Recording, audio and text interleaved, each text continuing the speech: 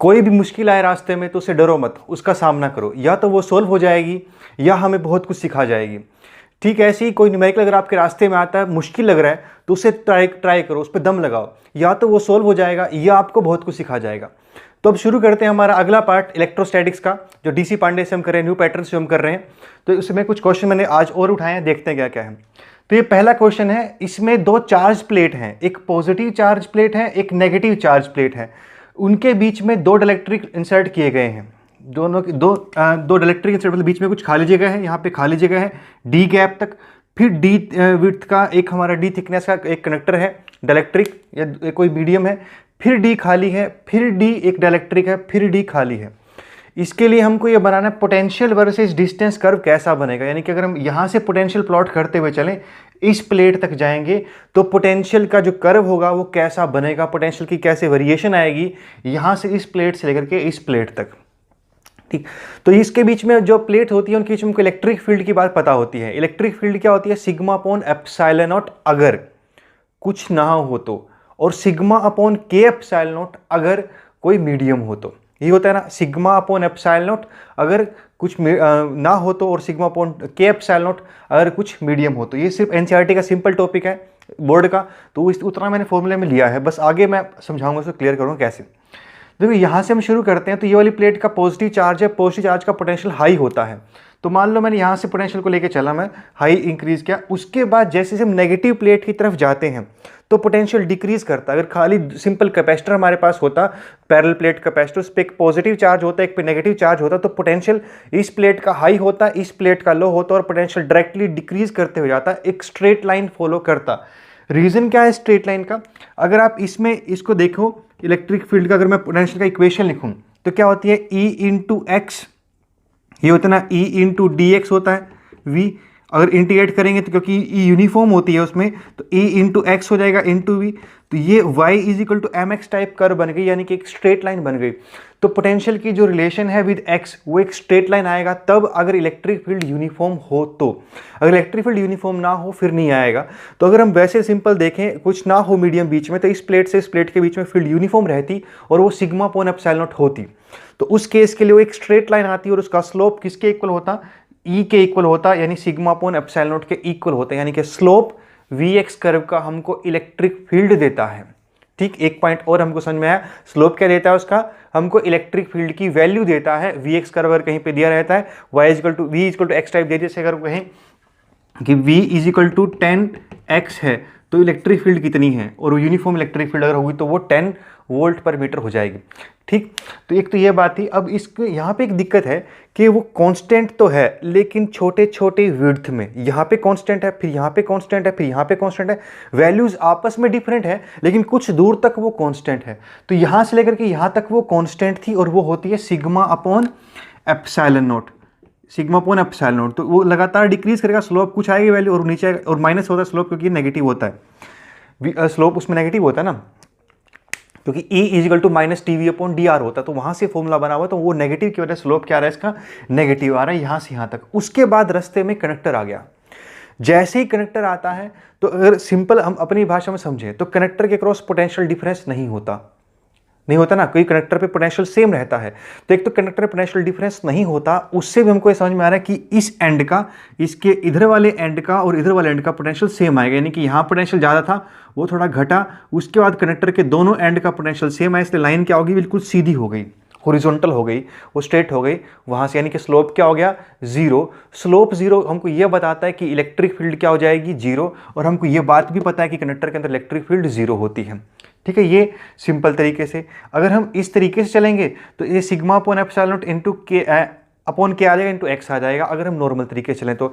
और कंडक्टर के लिए हम डाइलेक्ट्रिक कांस्टेंट यानी कि के की वैल्यू को इनफाइनाइट मानते हैं, उसके लिए इन्फिनिटी होती है के की वैल्यू, तो उसको अगर आप इन्फिनिटी पुट करोगे तो वहाँ से भी पोटेंशियल का चेंज, सॉरी ये पोटेंशियल के चेंज को शो करता है, तो पोटेंशियल चेंज वहाँ से भी कितना आएगा, जीरो आ जाएगा। तो पोटेंशियल चेंज जीरो, इसलिए पोटेंशियल क्या होगा, कॉन्स्टेंट। तो दो तरीके हैं, अब दोनों में से किस तरीके का कॉन्सेप्ट है, बस आप समझ जाओगे तो बहुत सारे रास्ते आपको आगे मिल जाएंगे सोल्व करने के।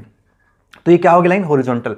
आगे फिर से खाली स्पेस आया, खाली स्पेस में इलेक्ट्रिक फील्ड फिर से कितनी होती है सिग्मा अपन एप्सिलॉन नॉट, इसलिए आगे लाइन फिर से क्या हुई थोड़ी इंक्लाइंड हुई और सेम जितना पहले थी, यानी ये वाली लाइन और ये वाली लाइन आपस में पैरेलल होनी चाहिए क्योंकि उनका स्लोप सेम है, क्योंकि जो फील्ड यहाँ पे थी वही फील्ड यहाँ पे है और स्लोप ही इसमें फील्ड है। आगे कुछ डायलेक्ट्रिक है, डायलेक्ट्रिक का कुछ तो वैल्यू होगी के की, और नेगेटिव तो हो नहीं सकती, कुछ तो वैल्यू होगी ही, तो नेगेटिव होती तो वो वी बढ़ता, लेकिन नेगेटिव डायलेक्ट्रिक कांस्टेंट किसी का नहीं होता, पॉजिटिव ही होता है और 1 से कुछ बड़ा ही होगा। तो अगर वो 1 से कुछ बड़ा, क्योंकि वो 1 होता है वैक्यूम का, उसके अलावा कुछ भी डालोगे तो 1 से बड़ा ही आएगा। तो के की वैल्यू अगर 1 से बड़ी आ रही है तो इसका मतलब जो डेल्टा वी अगर आप यहाँ प्लॉट करोगे डिनोमिनेटर घट जाएगा तो स्लोप क्या हो जाएगा, डिक्रीज कर जाएगा। या वैसे भी समझ सकते हो आप, तो डायलेक्ट्रिक के अंदर फील्ड कुछ कम होती है एक्सटर्नल फील्ड से, यानी कि इसकी फील्ड से डायलेक्ट्रिक के अंदर की फील्ड कम होगी।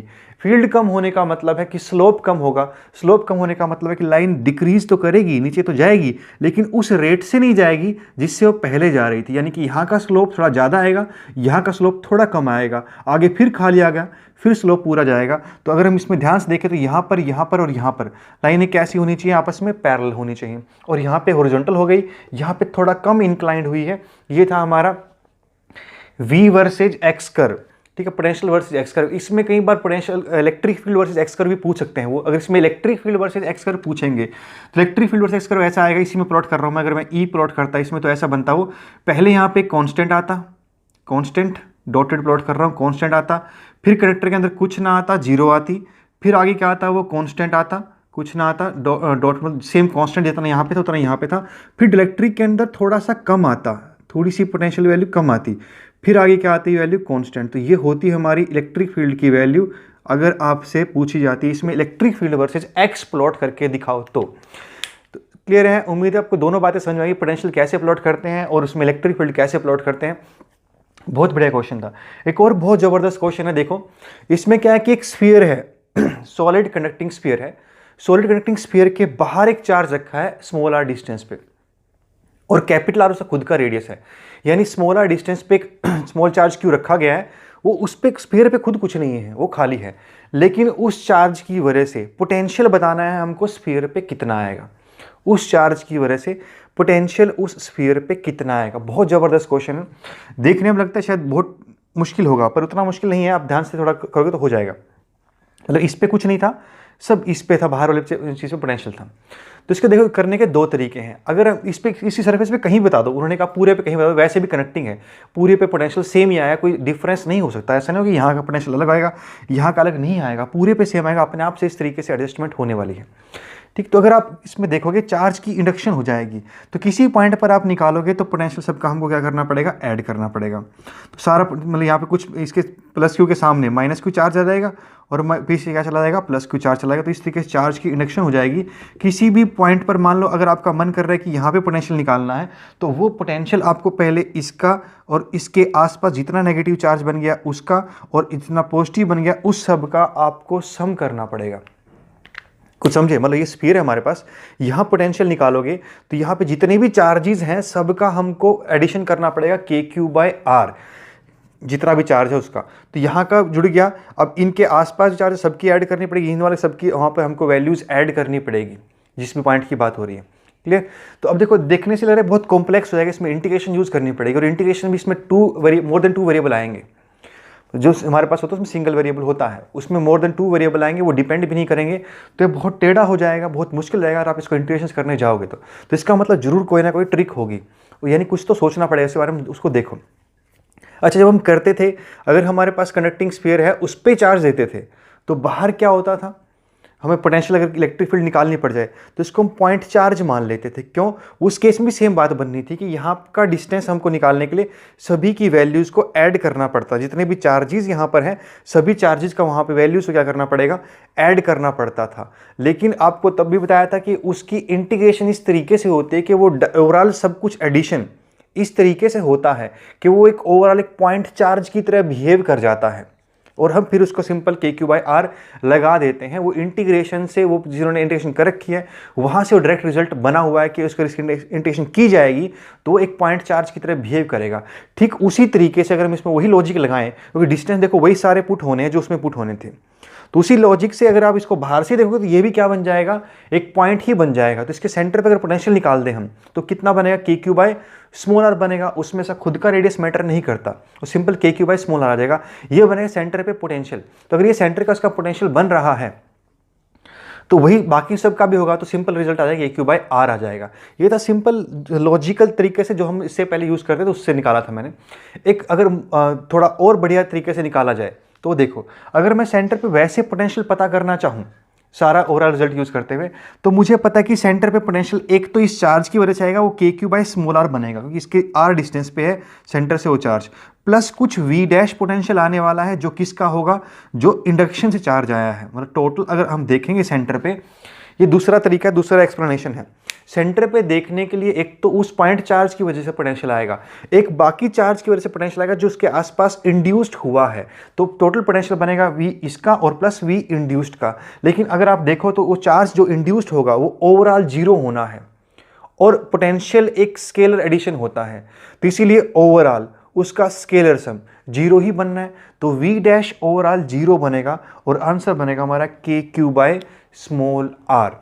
वी डैश जीरो क्यों हुआ, क्योंकि स्केलर है, जितना पॉजिटिव इंड्यूस होगा उतना नेगेटिव होगा, क्योंकि ओवरऑल तो जीरो इंड्यूस होना है। अगर इंडक्शन से कोई चार्ज क्रिएट नहीं होता, सिर्फ चार्ज सेपरेट हो जाता है।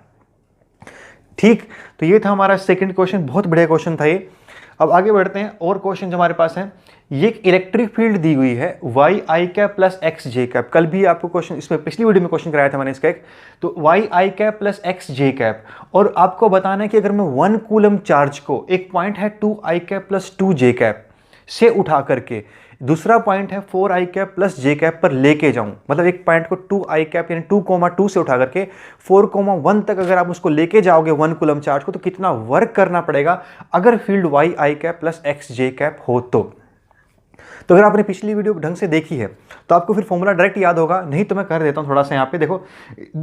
इसका देखो वर्क का फॉर्मूला क्या होता है, फिर से इंटीग्रेशन तो हम यूज़ करेंगे, डिफरेंशियल इंटीग्रेशन तो हम यूज़ करेंगे नहीं, ई डॉट डी एस का इंटीग्रेशन वो वाला पंगे में तो हम पढ़ेंगे नहीं। हम इसको सिंपल तरीके से सोल्व करेंगे, यानी कि work done is equal to change in potential energy तरीके से लगाएंगे कि जहाँ पर भी जो ये हमारे दो जो तरीके होते हैं, एक तो ग्रेविटेशनल फील्ड और एक जो इलेक्ट्रोस्टैटिक्स फील्ड, यहाँ पर ज़्यादा बेटर काम करता है हमारा चेंज इन पोटेंशियल एनर्जी वाला फॉर्मूला, तो वही हम इसमें यूज़ करेंगे। तो वर्क डन होगा हमारा negative of change in potential energy, और वो क्या होता है, charge multiply by change in potential difference, change in potential. तो अगर मैं चेंज इन पोटेंशियल निकालूंगा तो वो कितना बनेगा, पोटेंशियल डिफरेंस निकालूंगा तो integration of E dot D R का इंटीग्रेशन बन जाएगा। अब ई हमने उस दिन भी ये जो दिया है वही लेंगे, डी आर उस दिन भी बताया था, d x i cap plus d z d y k j cap ले लेंगे, क्योंकि अगर आप डी आर को लेना पड़ेगा तो आपको जनरल लेना पड़ेगा, और जनरल में उसका एक्स कॉम्पोनेंट डी एक्स आएगा, वाई कॉम्पोनेंट डी वाई आएगा, फिर उसको D x i cap plus D Y J cap लिखा जाएगा। और उसके लिए अगर आप डॉट प्रोडक्ट खोलोगे तो y d x plus x d x बन जाएगा, x d y, y d x plus x d y का इंटीग्रेशन बन जाएगा। और आपको उस दिन भी बताया था ये होता है एक्स वाई, ठीक, ये एक्स वाई होता है कि एक्स वाई का डेरिवेटिव ये बनता है, तो उल्टे लॉजिक से निकाला गया कि अगर डेरिवेटिव ये हो तो इंटीग्रेशन उसका उल्टा होना चाहिए। तो ये बनेगा हमारा x y plus some constant c, ये होता है चेंज इन पोटेंशियल डिफरेंस। ठीक, तो अगर अब इसकी वैल्यूज को पुट करूँ, पोटेंशियल निकालूँ, तो फाइनल के लिए क्या होगा, x2 y2, इनिशियल के लिए क्या होगा x1 y1, सी को मैंने एज इट इज रखा और वैल्यूज पुट की, तो 4 × 1 4 × 1, ये 4 × x2 y2 x1 y1, तो वैल्यूज रखी गई और पुट किया तो ये आंसर आ गया 0, यानी कि कोई पोटेंशियल चेंज नहीं हो रहा है, इसीलिए उसका वर्क डन 0 हो जाएगा। क्लियर पॉइंट, तो इसमें वर्क डन आएगा 0। ये उसी इंटीग्रेशन के ऊपर बेस्ड क्वेश्चन है जो हमने पहले किया था। अच्छा, एक और क्वेश्चन है, बहुत बढ़िया क्वेश्चन है। इसमें भी क्या है कि 2 कैपेसिटर अटैच है, ये नेक्स्ट क्वेश्चन है हमारा। 2 कैपेसिटर अटैच हैं, एक C का एक 2C का, C और 2C का 2 कैपेसिटर इस तरीके से जोड़े हुए हैं। इसके इधर 10 वोल्ट की बैटरी, इसका दूसरा एंड अर्थ किया गया है, इसके इधर भी अर्थ किया गया दूसरा एंड को। और आपको मैंने अच्छा बताना कि C पे कितना चार्ज आएगा, C पे कितना जाएगा वो बताना है। तो आपको मैंने पहले बताया था इसमें C पे चार्ज निकालने, तो जो इसको अगर जब भी अर्थिंग ऐसे हो या सेम पोटेंशियल कहीं पे नज़र आ जाए तो आप उसे एक वायर से जोड़ सकते हो। अभी कोई सर्किट हमें लगता है शायद अधूरा है, पूरा नहीं बन रहा है, पूरा कोई क्लोज पाथ नहीं दिख रही है, तो क्लोज पाथ आपको नजर आए तो ये 0-0 वोल्ट को आप आपस में कनेक्ट कर सकते हो, ये दोनों का सेम पोटेंशियल बनेगा। तो 0-0 आपस में कनेक्ट हो गया, ये वायर सर्किट हमारा इस तरीके से बनेगा। अब आगे देखो सिंपल है, C और 2C अब साफ सीधे सीधे सीरीज में नजर आ रहे हैं और ये 10 वोल्ट की बैटरी बन गई है। अब अगर आप सोल्व करोगे तो C और 2C का, तो 2C/3 आ जाएगा, वैल्यूज पुट करोगे तो 40 माइक्रोकूलम हो जाएगा। थोड़ा इजी क्वेश्चन था, बस इसमें एक ही लॉजिक था कि आप इसे कैसे कनेक्ट करते हो, अगर वो हो जाएगा तो बाकी कुछ नहीं है, उसी लिए लिया है। मैं वो हर क्वेश्चन में जो नया कॉन्सेप्ट आपको वो सारे एक्सप्लेन करूंगा। क्लियर पॉइंट भाई। अब एक और क्वेश्चन है, ये भी बहुत बढ़िया क्वेश्चन है। इसमें क्या था कि आइसोलेटेड कंडक्टिंग स्फीयर है, कुछ रेडियस है उसका, उसकी कैपेसिटेंस है सी, या कुछ भी मान लो। एक आइसोलेटेड कंडक्टिंग स्फीयर की कैपेसिटेंस सी है। अगर उसको एक अर्थड कॉन्सेंट्रिक शेल के अंदर एनक्लोज कर दिया जाए, तो अगर उसको एक अर्थ कॉन्सेंट्रिक शेल के अंदर एनक्लोज कर दिया जाए तो कैपेसिटेंस n टाइम्स इंक्रीज हो जाती है। अंदर छोटी सी बॉल है, उसकी कैपेसिटेंस सी है, सी मैंने मान ली है, अभी क्वेश्चन में ऐसा नहीं था तो सी मान लो। उसके बाहर हमने एक और बड़ा सेल में उसको एनक्लोज कर दिया जिसकी अर्थिंग की हुई है।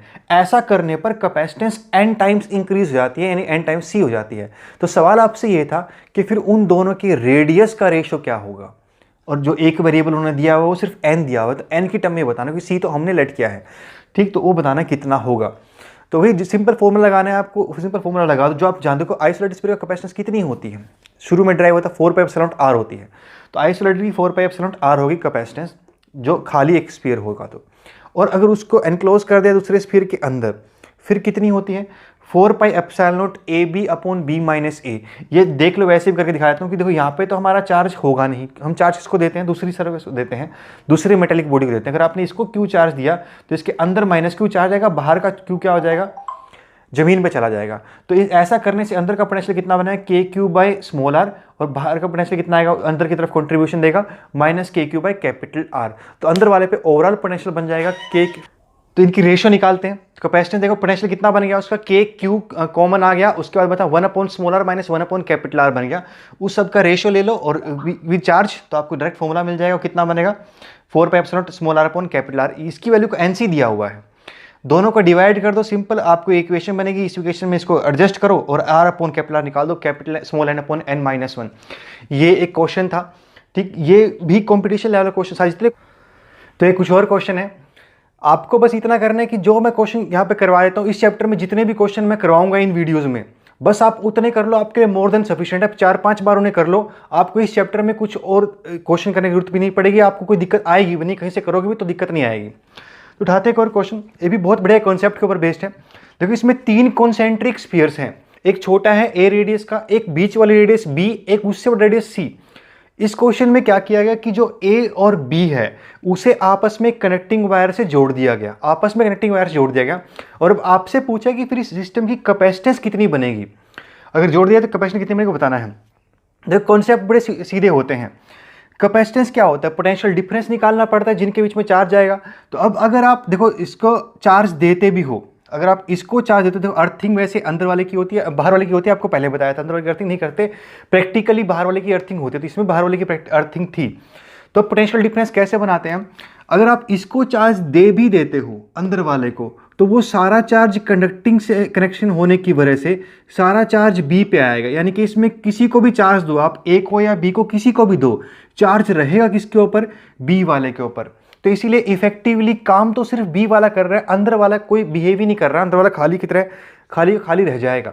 कनेक्टिंग वायर से जोड़ देने पर वो सिर्फ अंदर वाला खाली बैठा हुआ है, उससे कुछ काम नहीं बनता, जो काम बन रहा है वो बी से बन रहा है या सी से बन रहा है। तो अभी फॉर्मूला इससे पहले हम देखा भी था, 4 pi epsilon naught b minus a upon b a upon b minus a, यही बना था ना। यहाँ पे बी का रोल कौन प्ले कर रहा है, सी, यानी बड़ा रेडियस इनटू छोटा रेडियस अपॉन दोनों के बीच का गैप, ये बनता है स्फेरिकल कैपेसिटर का। तो वो स्फेरिकल कैपेसिटर सिंपल फॉर्मूला लग जाएगा, 4 पाई एप्सिलॉन नॉट, इसमें से इसको माइनस कर दो, मल्टीप्लाई कर दो बी इंटू सी अपॉन इसमें से इसको माइनस कर दो सी माइनस बी, क्योंकि काम तो ये दोनों ही कर रहे हैं।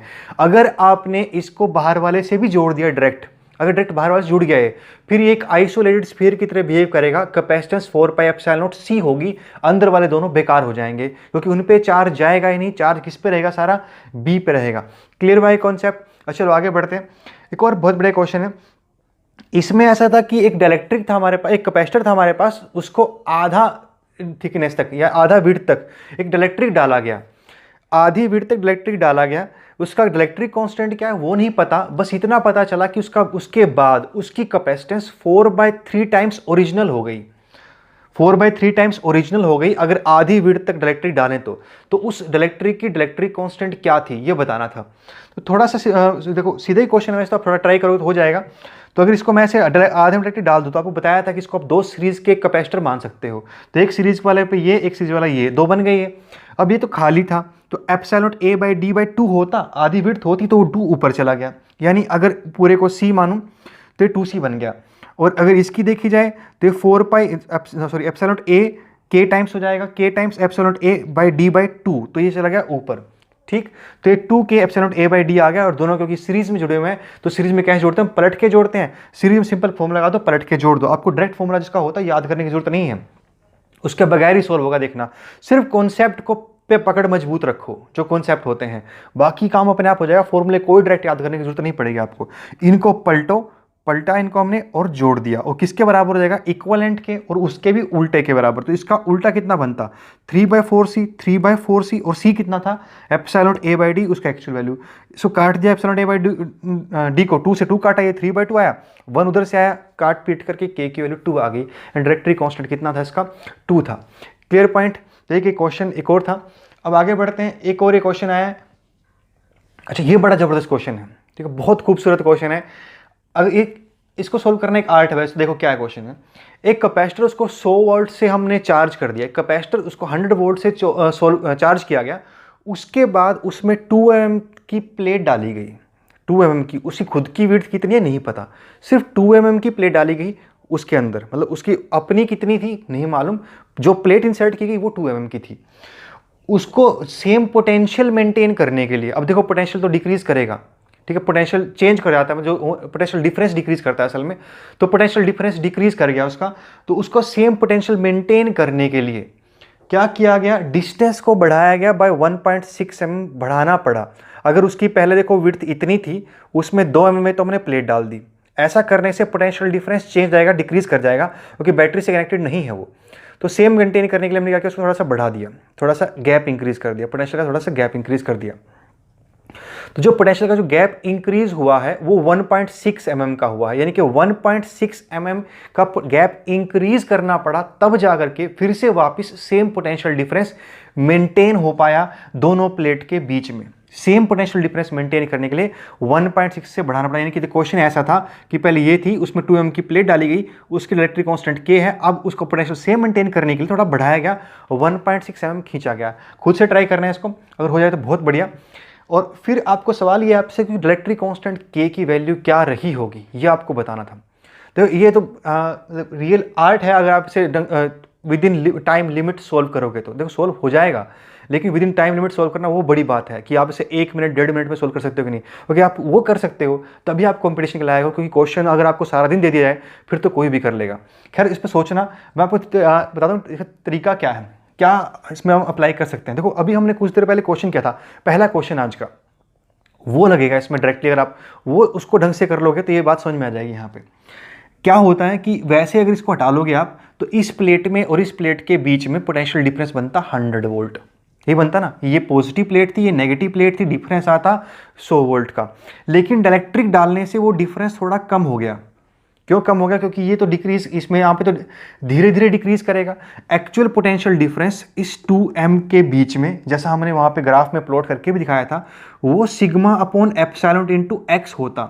ये आता ना v की value, sigma electric field upon epsilon into D x आता है, माइनस साइन आएगा, लेकिन यहाँ पे दोनों माइनस आएगा, इसलिए माइनस को इग्नोर कर रखा है मैंने, लगाना तो सब और हमें माइनस लगा देना। तो वो आता पोटेंशियल डिफरेंस कितने में, सिर्फ उस x थिकनेस में इतना पोटेंशियल डिफरेंस आता।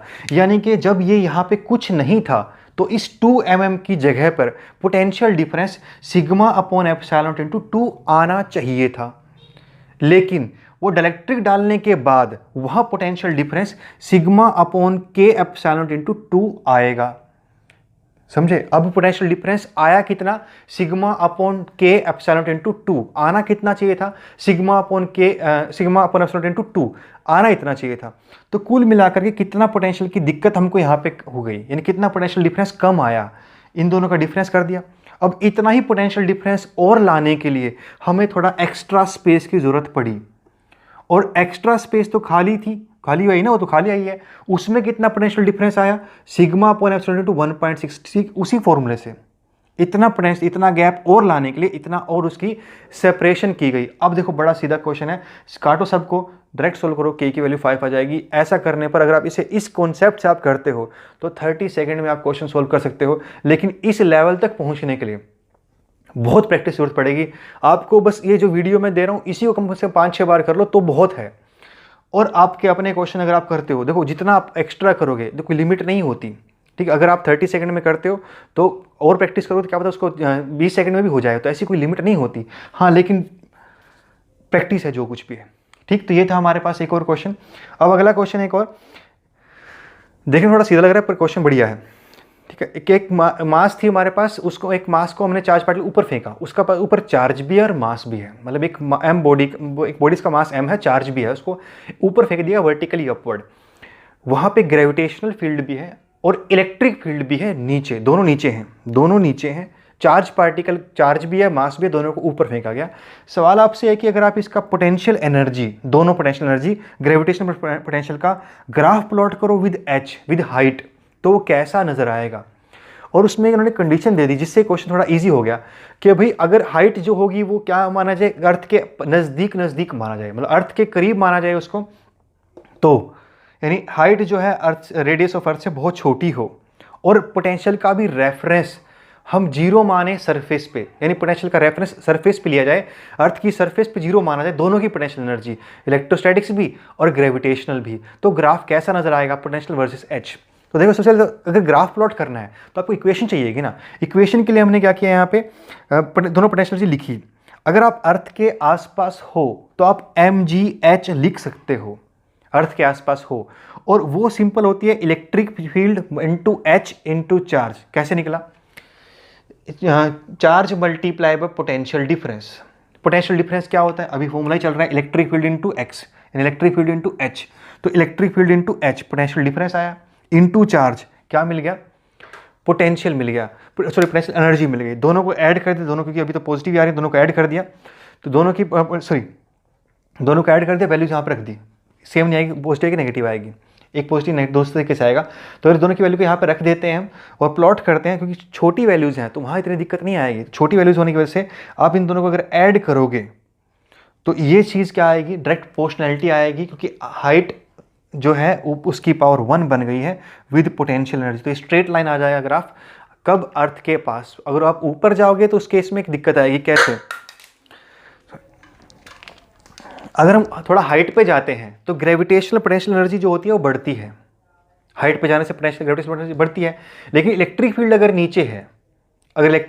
नीचे है, और हम ऊपर जाएंगे तो ग्रेविटेशनल पोटेंशियल पे क्या फर्क पड़ेगा, इलेक्ट्रिक फील्ड अगर नीचे है तो वो भी इंक्रीज करती है इस केस में। जैसे मान लो कि यहाँ पे इलेक्ट्रिक फील्ड नीचे आ रही है तो पॉजिटिव चार्ज ऊपर है, नेगेटिव चार्ज नीचे है, एक पॉजिटिव चार्ज अगर पॉजिटिव के पास जाएगा तो उसकी पोटेंशियल एनर्जी भी क्या होगी, इंक्रीज करेगी। तो जैसे ये दोनों ऊपर जाएंगे दोनों की पोटेंशियल एनर्जी इंक्रीज करेगी, तो विद हाइट उसकी एनर्जी बढ़ती चली जाएगी।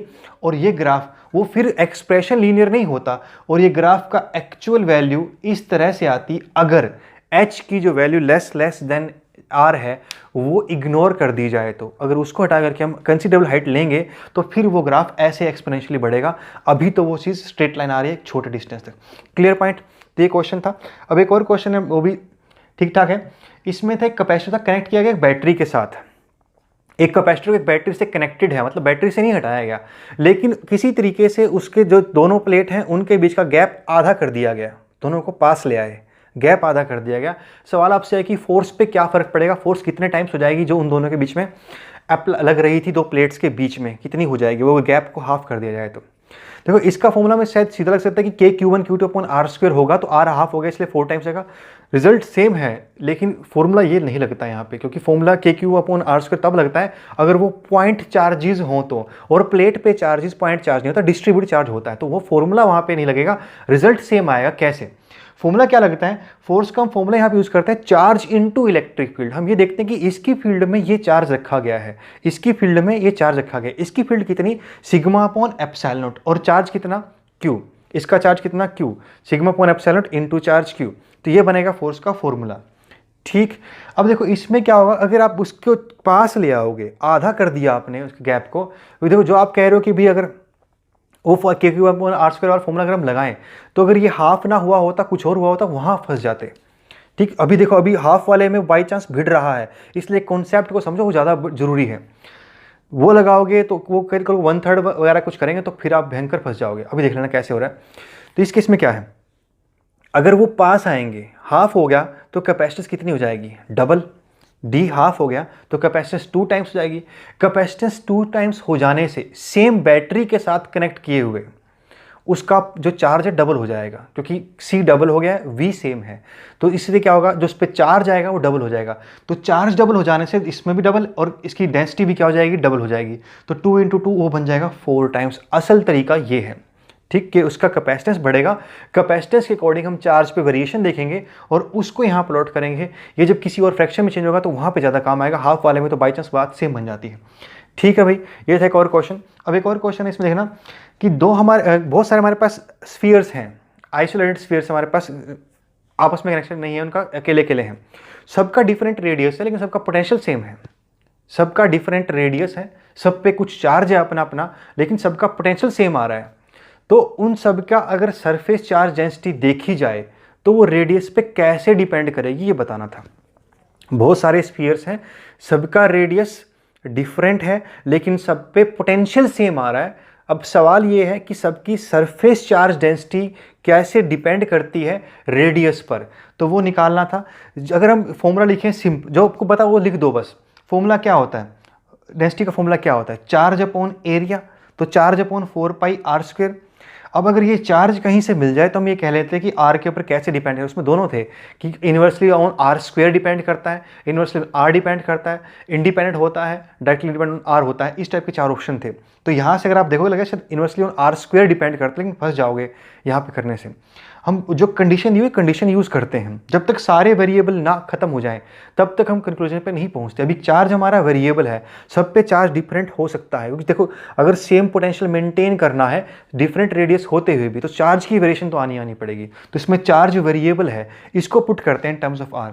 अगर पोटेंशियल लिखूँ तो KQ/R होता है, अगर किसी का रेडियस R मान लिया जाए तो वहाँ से चार्ज मिल जाएगा आपको V/R/K, V/R/K, या यूँ कह लो कि चार्ज प्रोपोर्शनल टू रेडियस आ जाएगा। आर इधर जाएगा तो चार्ज प्रोपोर्शनल टू क्या आ जाएगा, रेडियस। तो सम कांस्टेंट, इसको K की बजाय C कर लो, नहीं तो K आप उससे कंफ्यूज होगा। तो some constant times R, charge हो गया हमारे पास, वैसे तो डायरेक्टली V/R/K लिख भी सकते हो। तो some constant C times R हो गया, R से R कट गया, तो हमारी डेंसिटी कैसे आ रही है, इनवर्सली प्रोपोर्शनल टू रेडियस आ रही है। ठीक, तो ये था हमारा अगला पोर्शन, जो इसमें हमने DC पांडे के जो न्यू पैटर्न का कर रहे हैं। तो इसमें कुछ क्वेश्चन बहुत ज़बरदस्त हैं, जैसे अभी ये क्वेश्चन भी था, इसका ट्रिक जो थी वो बहुत खतरनाक थी, बहुत बढ़िया थी। तो ये सारी चीज़ें प्रैक्टिस से आएंगी आपको, बस जो मैं करा रहा हूँ उसको कर लो। अगर आपको क्वेश्चन को ट्राई करो, अगर आपको क्वेश्चन आते हैं तो ठीक है, फिर तो दोबारा देखना नहीं है। अगर आपको क्वेश्चन नहीं आता है तो फिर उसको 2-3 बार देखो, खुद ट्राई करो, अपने आप वो चीज़ पक्की हो जाएंगी।